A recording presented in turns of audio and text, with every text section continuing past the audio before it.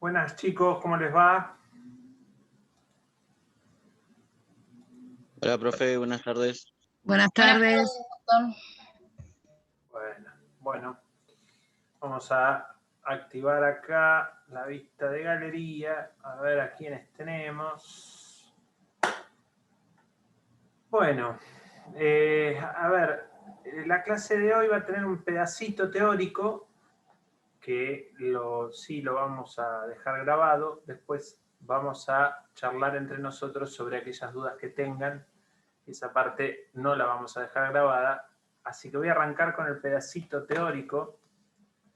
En realidad, digamos, tomo un disparador, una consulta de una de las compañeras, haciendo el trabajo práctico, me mencionaba que le hacía ruido cuál era la situación con relación a la oferta. Si había una suerte de regla y una suerte de excepción.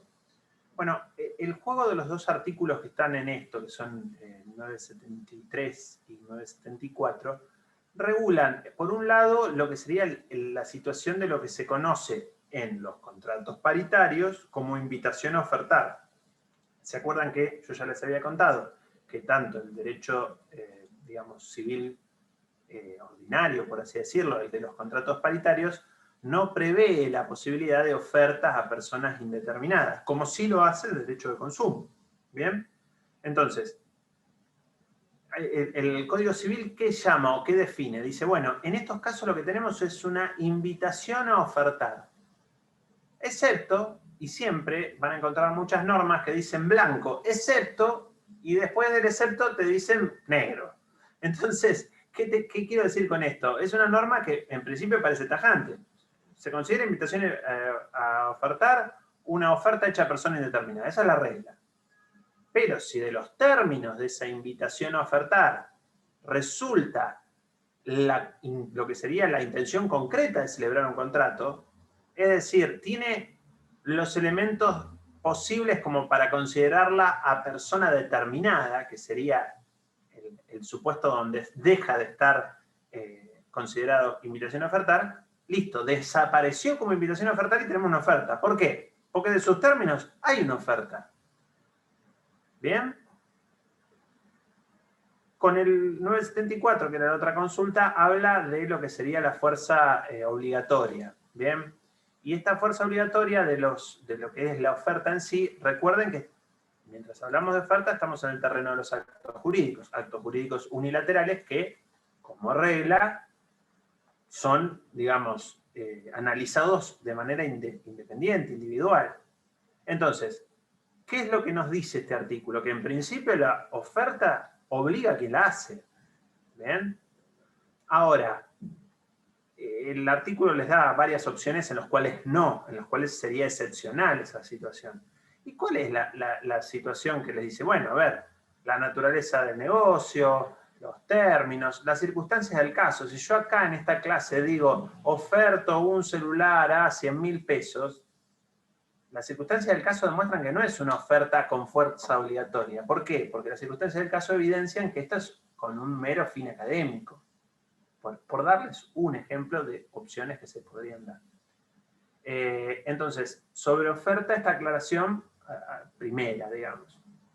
Después, otro tema que sí hace lo teórico, y lo vamos a hablar en general, estuve viendo, me faltaron 4 o 5 de los que habían entregado de los trabajos prácticos. Hay un punto que me gustaría que lo pensemos en conjunto, pero eso lo vamos a dejar para cuando abramos a preguntas, así intercambiamos entre todos.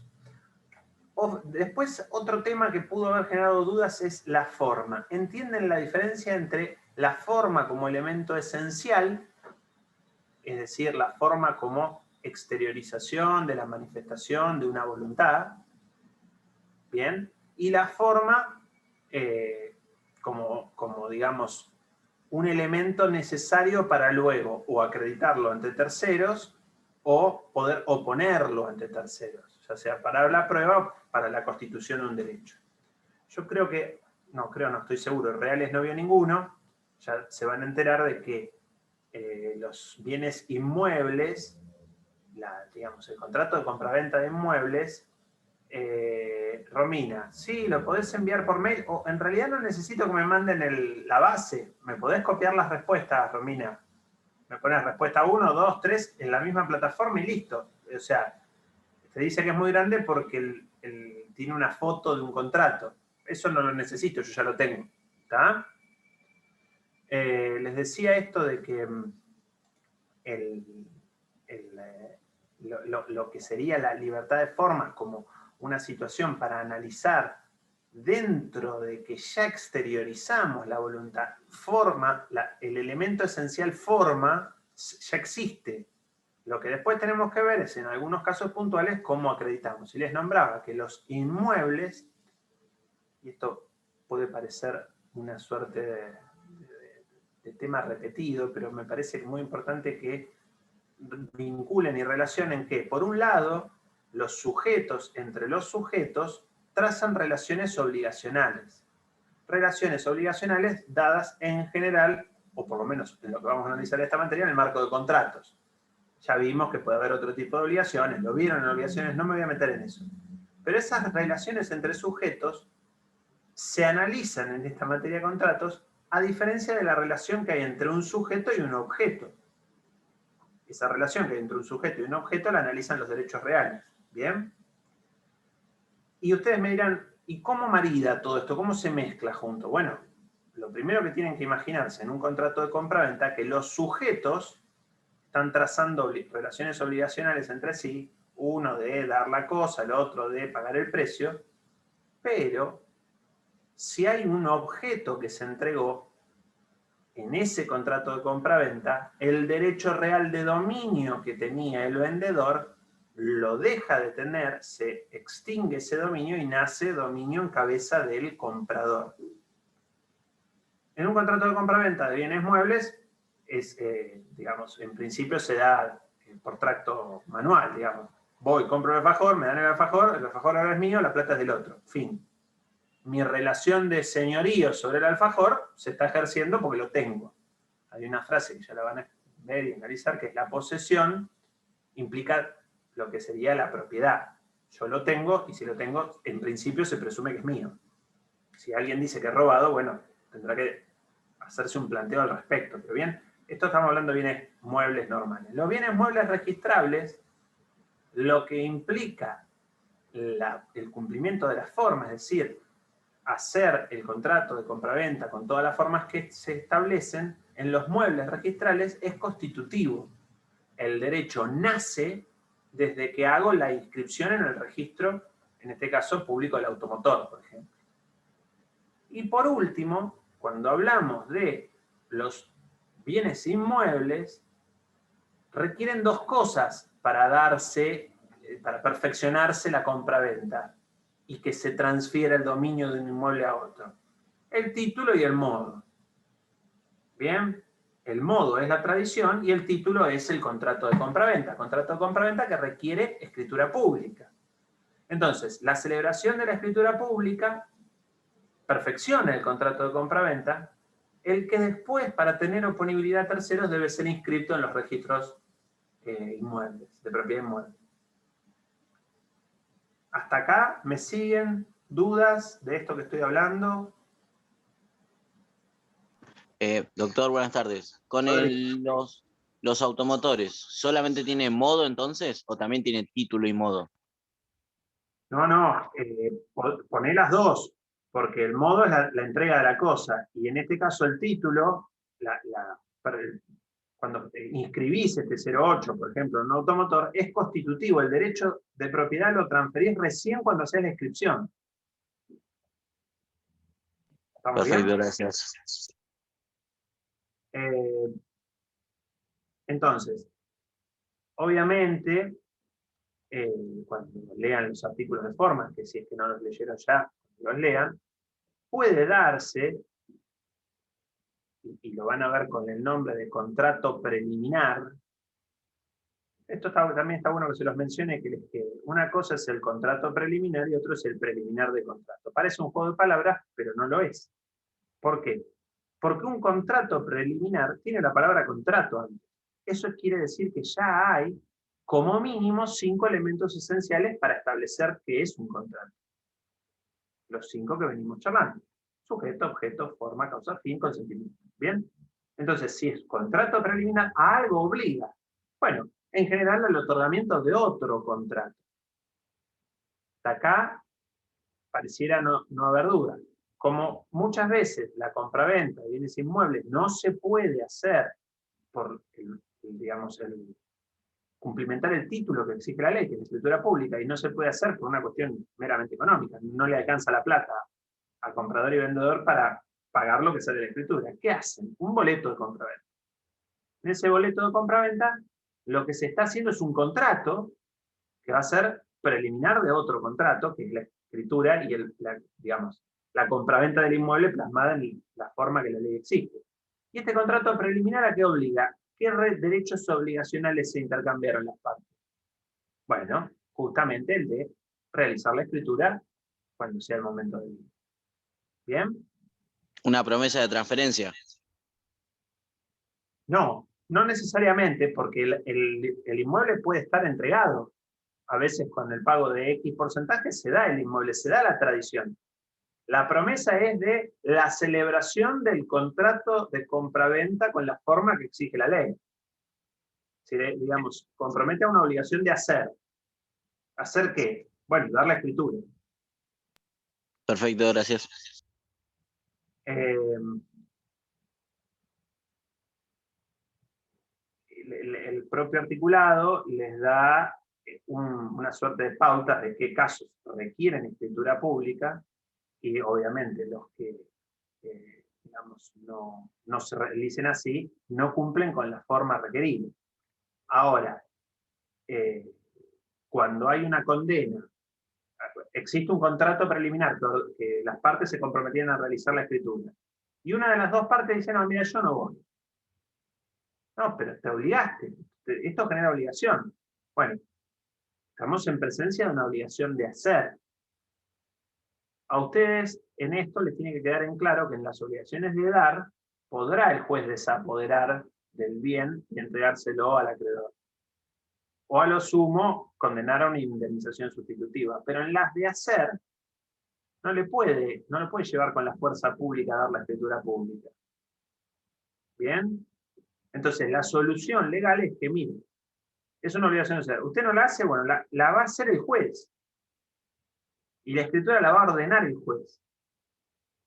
Saltando ese derecho de la parte de presentarse y hacerla por sí. Y obviamente, seguramente haya la condena en costas y daños y perjuicios.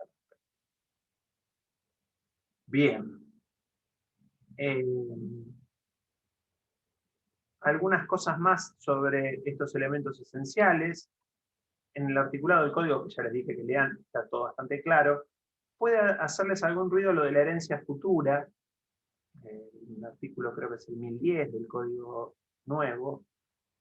Bueno, de nuevo no tiene tanto, ya tiene como 6 años, pero bueno, comparado con el otro va a ser nuevo hasta que se cumplan 160, 170 años de duración, así que va a seguir siendo nuevo por un tiempo más. No, les decía que en relación al objeto, ustedes no vieron sucesiones, no vieron cómo funciona el régimen sucesorio, por ende tocan de oído en lo que hace a una herencia, ¿bien?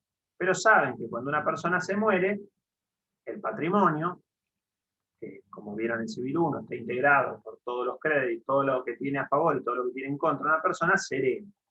Y hay herederos forzosos, herederos voluntarios, no vamos a entrar en eso. Pero lo importante es que los hijos, que heredan a los padres, no podrían válidamente realizar un contrato sobre los derechos que van a recibir de sus padres. Y alguno me diría, ¿y por qué? Si lo van a recibir igual. Bueno, primero porque es contrario a la moral. ¿Está?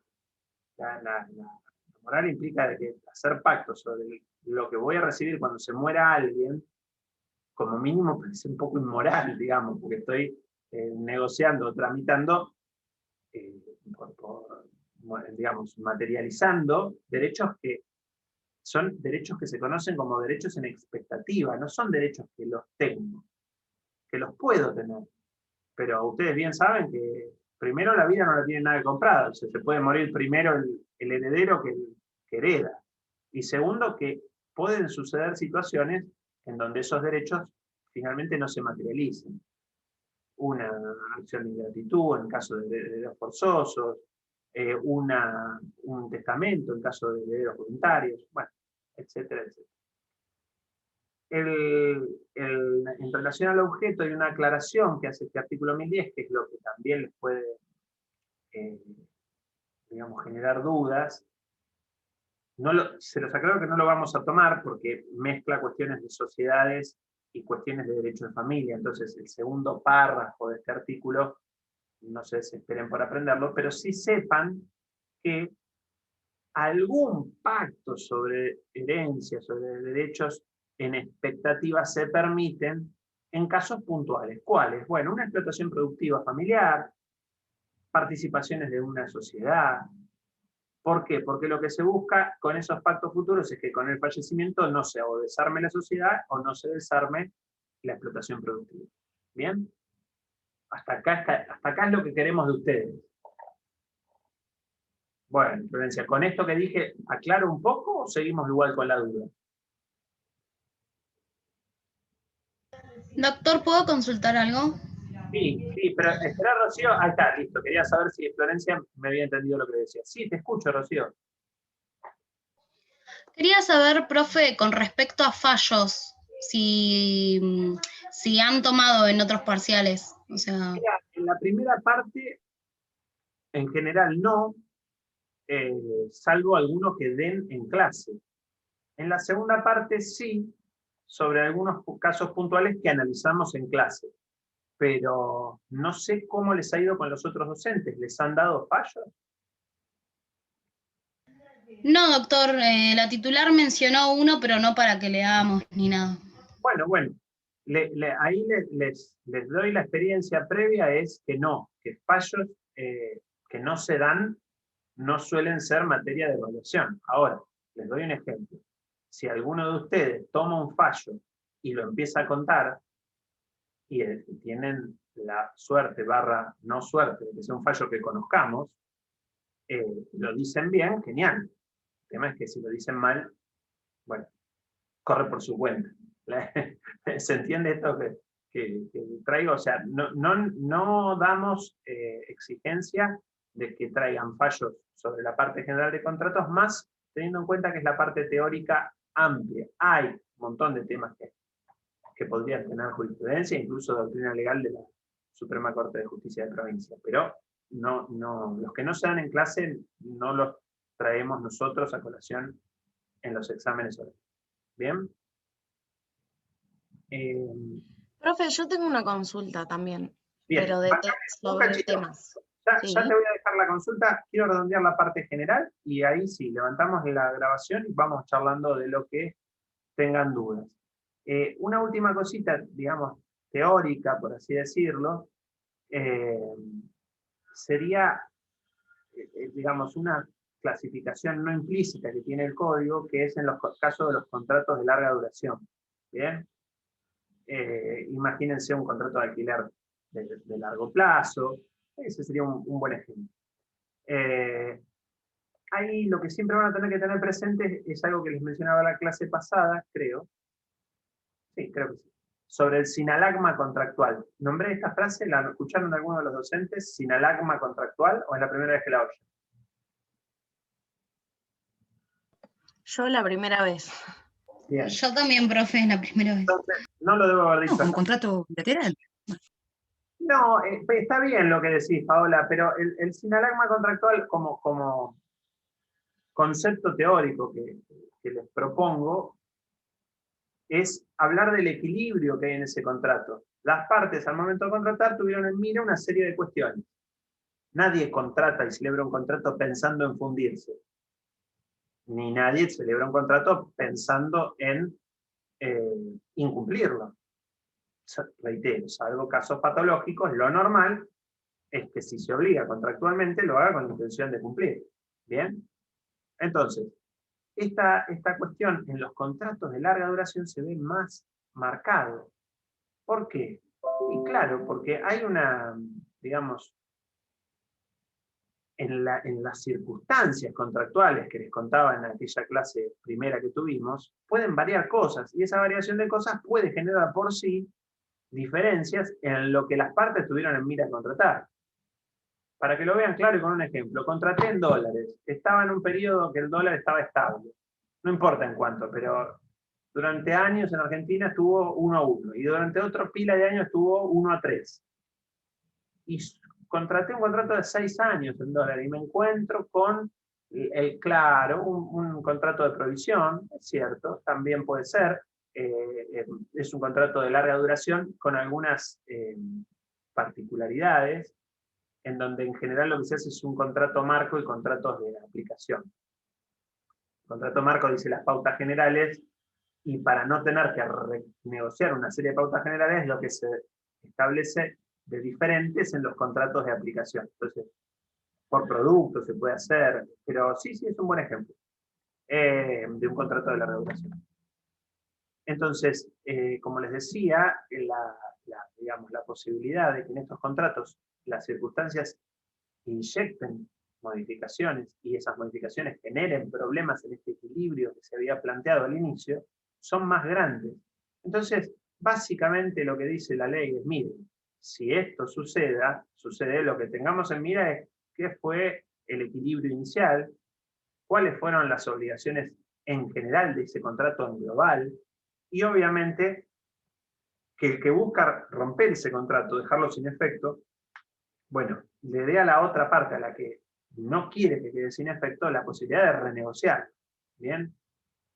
Porque si bien puede romperlo, entre los principios de interpretación que estimo que ya les han explicado, uno de ellos es el de que el contrato debe sobrevivir, que busca que el contrato dure. ¿Está? Entonces, ante dos opciones de análisis, una que el contrato desaparece, otra que el contrato sigue vigente, siempre nos tenemos que quedar con la opción de que el contrato siga vigente. ¿Bien? Bien. Hasta acá.